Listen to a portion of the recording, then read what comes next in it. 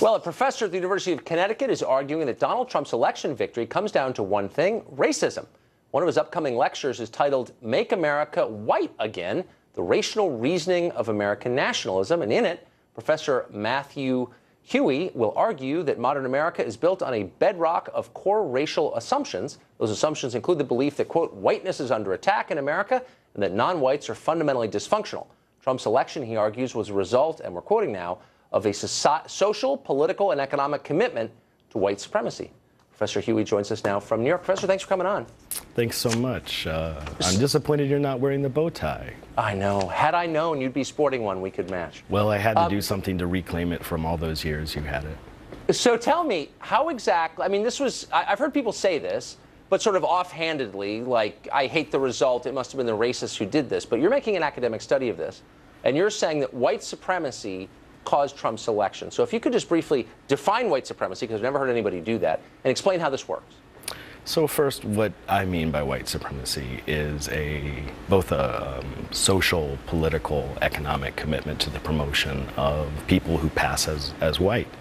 And when we look at the history of the nation for the past 240 years, we see that as immigrants have come to the country and claimed whiteness and been enveloped into the fold of whiteness, that they've done very well in this country. And they have, in large part, outpaced and outmeasured other racial groups due to a series of advantages that have been given to them. So that's, in part, what I mean by white supremacy.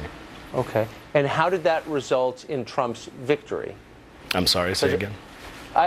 How did white supremacy cause Trump to win? Because with respect, I don't think the numbers suggest that's true, but I'd like to hear your version. Right, well, I don't argue that white supremacy alone caused Trump to win, but I say that it's a huge factor in his victory, for the same reason that 44 out of the 45 presidents of the United States have been white men. That's not a coincidence. That's a pretty startling fact. Right? So it's not just white supremacy, but it's gender dynamics, it's heteronormativity, it's capitalism, it's lots of these things that have led to that type of dominance. Is it a little strange? Okay, I think I'm familiar with your argument then. I just want to make sure I was.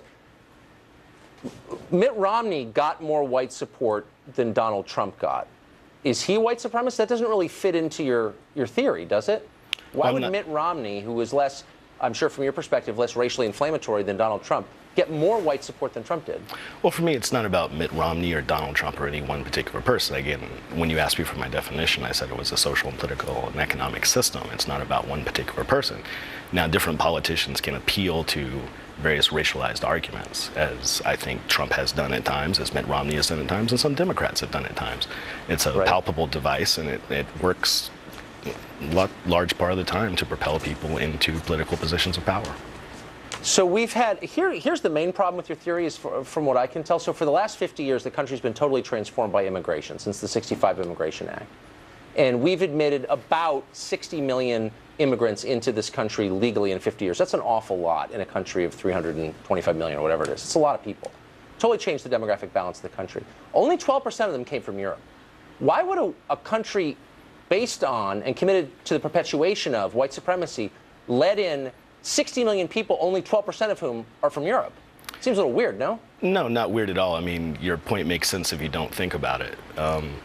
What instead is happening today is the same as forced immigration from slavery. We brought in lots of slaves to the United States that outpaced a lot of European immigrants under white supremacy. I mean, the demographics, the majority-minority demographics you're referencing don't have anything to do with power dynamics, and that's what I'm discussing. No, but I get, right. If you're discussing power dynamics, I mean, I guess the obvious difference between slavery and our current immigration regimen is this is voluntary, that wasn't. We have non-white peoples clamoring to get in to America. If you were to say everyone who is a passport holder on the continent of Africa can come here, what percentage do you think would?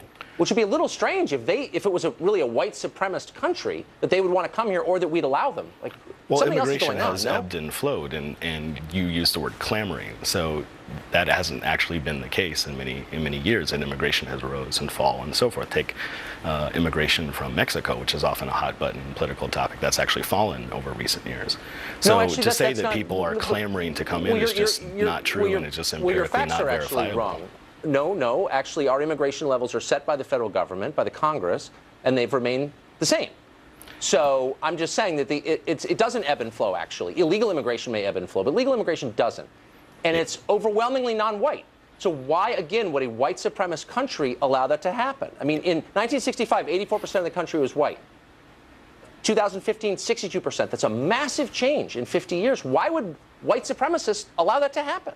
Well, white supremacists need the help now, don't they? They need people to do the work that they don't want to do themselves. Just as I referenced slavery, just as I referenced, any historical period such as Jim Crow or the Black Codes, or any nation for that sake that has a dominant racial ethnic group, you're going to have a racial underclass. Having a large racial underclass in no way undermines the fact that there is a racial underclass. That's just absurd. But it's a democracy in which the majority chooses the government and the way of life. And so we know as a demographic matter that it's going to be a majority non-white country soon. That was a decision made by white people because it's a majority white country. And they're voluntarily allowing the country to become non-white, and no one's yelling about it or whatever. I mean, you can, whatever you think of that, that's not the behavior of a white supremacist country, is it? Well, I think it is. And since I study that is the behavior of a white supremacist country. And you also fail to treat race as a variable that changes over time. So 100 years ago, the Irish, Italians, other groups that we now think of as white didn't count as white.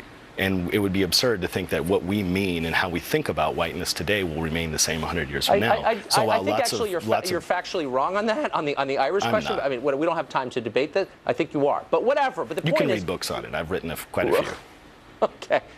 Look, we're admitting... You're still not answering the question. We're admitting millions of people from Africa and Latin America. As we are from Europe. If this were a white supremacist... No, we're relatively few from Europe, actually. If this were, why wouldn't we just let in everyone from Scandinavia or Finland or Western Europe or New Zealand? I mean, right? So I've answered this question 3 times. So the point is people are pushed in or pulled into different nations for economic reasons, political reasons, what have you.